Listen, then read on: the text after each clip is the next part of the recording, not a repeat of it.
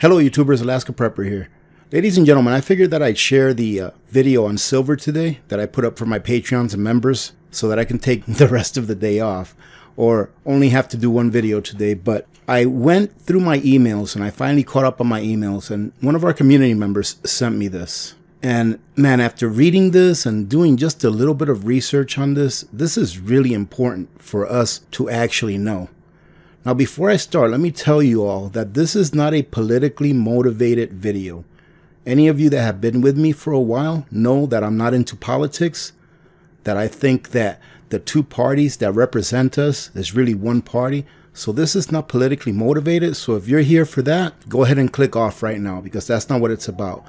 What this is about is what history tells us about socialism and communism, and how the people, the average people, right? Not the people sitting on top, not the people making the rules, but how the average people like you and I suffer under this kind of regime. And I want to go ahead and read some of this to you so that you can see how close we are to actually turning, if not already are, a socialist nation. And socialism always turns into communism. All right. Any of you that want to contest this, just study your history and see where most of the democides happened in this world in the last 100 years. And if you don't know what democide means, go ahead and look it up. Right? I did a video on that a while back. You can either watch that video or you can look it up yourself. Most democides that have occurred, if not all, in the last 120 years or so, have occurred in nations that were either socialist or communist. More so communist than socialist. This is an excerpt from a book that was written by Saul Alinsky. And I'm going to go ahead and read to you a little bit of Saul Alinsky's bio. That way you can know who this person is. Saul Alinsky was an American social organizer who stimulated the creation of numerous activist, citizen, and community groups. So he was like a community organizer. After college, Alinsky worked as a criminologist in Illinois for 8 years.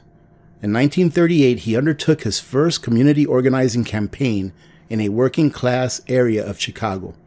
The result was the Back of the Yards Council, which became a prototype for a generation of community organizations. In 1940, Alinsky founded the Industrial Areas Foundation and trained cadres of organizations in his techniques. All right, ladies and gentlemen, so in there right there. So he was a community organizer, and he trained a lot of other people to become community organizers on how to get the kind of social programs that they want instituted, right? And he wrote a book, and this is one of the books that he wrote. He wrote this book as his second book. If you hear a small hum in the background, please forgive me. That's my heater turning on, all right? And I don't want to get hypothermia, all right?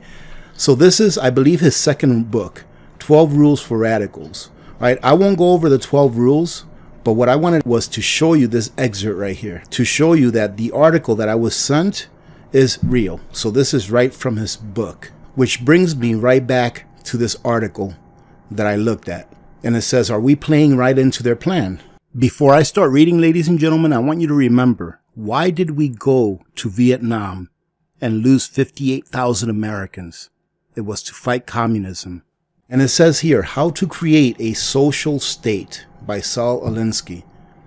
There are 8 levels of control that must be obtained before you are able to create a social state. The first is the most important. Healthcare. Control healthcare and you control the people. Well, ladies and gentlemen, remember, I like to study history. So let's go ahead and stick to our own history. Let's look at what's happened in the last 2 or 3 generations, mainly the last 2 or so generations, the last 50, 60 years. An ongoing fight that has been going on in Congress and in political parties, whatever you want to call it. There's been a fight on trying to get a single-payer healthcare system established, which means what? What a single-payer healthcare system is a healthcare system that is run solely by the government, and where you cannot opt in to have private health care. I remember seeing an interview a while back, which included one of the contestants for our previous election. They asked this person, are you saying that with a single-payer healthcare system, people would not have the ability to purchase their own private health care. And this person would not answer the question. And why is that? Because that's what it is. Single-payer healthcare system is where all of your healthcare is provided to you by the government. And look at how close we are to this, ladies and gentlemen. Okay, let's go to number 2. Poverty.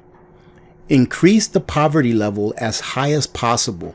Poor people are easier to control and will not fight back if you are providing everything for them to live. Do I even need to get into this one, ladies and gentlemen? What's been happening in our nation for the last year and a half? But more so for the last 50 years, after our fiat currency was pretty much handed over to the Federal Reserve with complete control, and our currency was decoupled from the backing of gold. Everyone has been becoming poor. The standard of living has been becoming less and less and less throughout the last 50 years after Nixon took us off the gold standard. Number 3, debt. Increase the debt to an unsustainable level. That way you are able to increase taxes, and this will produce more poverty. Ladies and gentlemen, I do believe that I just saw an article today. Let me see if I can find it real quick. Look at this. Biggest federal tax hikes since 1993 to fund infrastructure and climate initiatives. So has this been happening? Not just because of this, but our taxes have been going up. I know that in the last few years, taxes went down a little bit, which was actually good. The less taxes, the better. But this is their plan. They want to keep us poor. They want to keep us dependent on only them, not for just one thing, but for everything. Let's go to number 4. Number 4, do I have to even go into that as well? I mean, just look at what's going on. Look at the bills that are being passed and proposed in Congress. All right, so let me go ahead and go with this. Boomstick control. Remove the ability to defend themselves from the government. That way you are able to create a police state. And look at how hard they're fighting to accomplish exactly what I just read. I mean, it's like verbatim. What is playing out right now is exactly what was written 50, 60, 70 years ago whenever he wrote this book. But ladies and gentlemen, let me tell you this. Don't ever give up your... Because once we give that up, once that is taken from us, it's over. It is over. In every single case of democide around the globe in the last 120 years or so, the first thing they did was register the boomsticks, and the second thing they did was confiscate them. And once that happens, ladies and gentlemen, it's over. We have no chance. Number 5, welfare. Take control of every aspect of their lives, food, housing, and income. Just look around, ladies and gentlemen. We don't even have to go very far in history. Look at what's happened to our nation in the last year. Sure, it was blamed on one thing. All right, it was blamed on one thing. It wasn't blamed on everything else that happened before this one thing occurred, before this health crisis came in. It wasn't blamed on anything else. It was blamed on this health crisis. And look at where our people are today. People getting evicted. Angry Prepper just put up a video, I don't know, a few minutes ago. I just finished watching it before I started making this video, about how in New York, they're going to be very, very bad off because of all of the evictions that are going to take place. However, ladies and gentlemen, I could be wrong. All right, I could be wrong. I feel that before the moratorium is over on evictions, I feel that it will be extended. And what is that doing? That is providing housing. All right, that is providing housing for people to stay housed. Do I feel bad for these people? Of course I do. Who wouldn't? However, who feels bad for the landlords?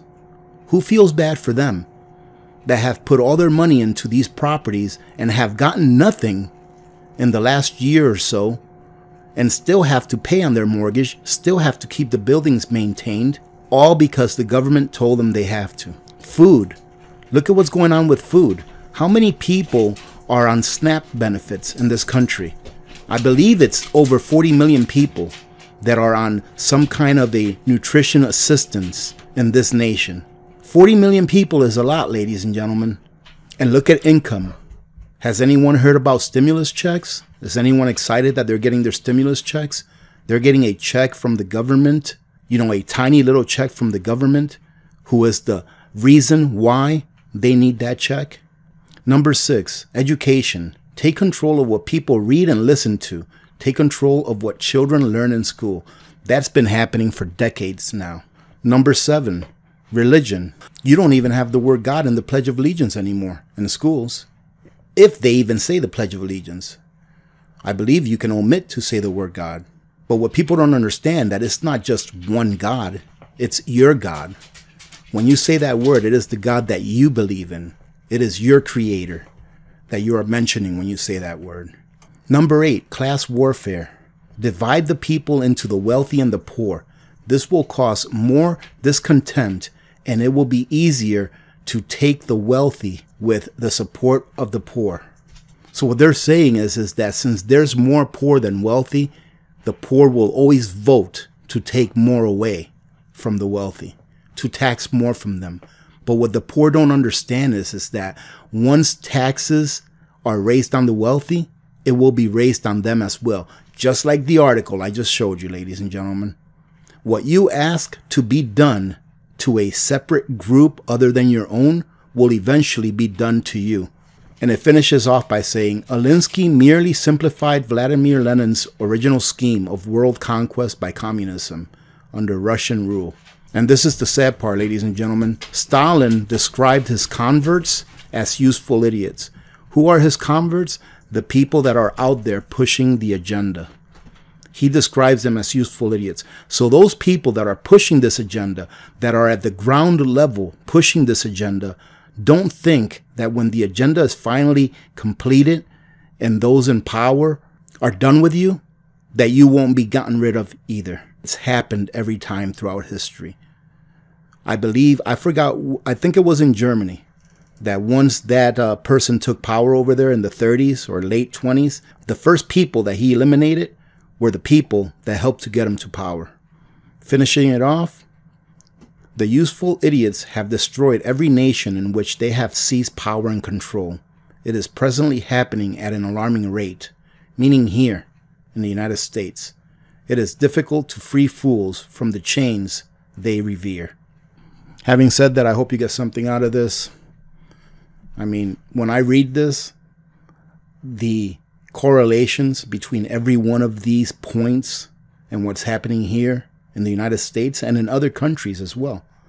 But what is happening here in the United States, it is so obvious to see what the plan is and where we're headed.